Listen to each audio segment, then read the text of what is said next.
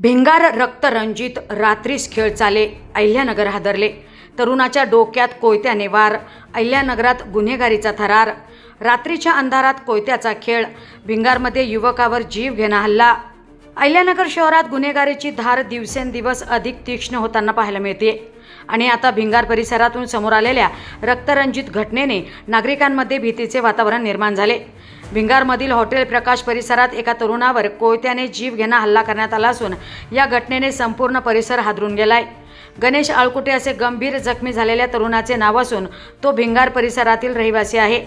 मिळालेल्या माहितीनुसार रात्री 10 ते 10:30 वाजण्याच्या सुमारास 4 इसमांनी अचानक शिवीगाळ करत गणेश आळकुटे याला लाथाबुक्क्यांनी मारहाण करून वाद विकोपाला गेल्यानंतर आरोपींनी थेट कोयत्याने त्याच्या डोक्यावर वार केल्याची धक्कादायक घटना घडली.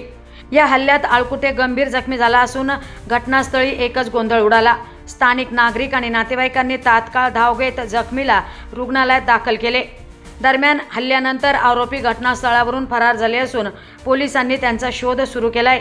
हा हल्ला नेमका कोणत्या कारणातून झाला? जुना वाद, वैयक्तिक वैर की अन्य काही कारण, याचा शोध आता पोलीस घेत आहेत.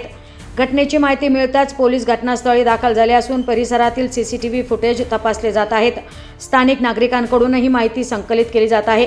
दरम्यान शहरात वाढत्या गुन्हेगारीमुळे नागरिकांमध्ये तीव्र संताप व्यक्त होत आहे. रात्रीच्या वेळी शहरातील रस्त्यांवर दहशतीचे सावट निर्माण झाले असून अहिल्यानगर शांततेकडून गुन्हेगारीकडे झुकत आहे का, असा सवाल आता नागरिक उपस्थित करत आहेत.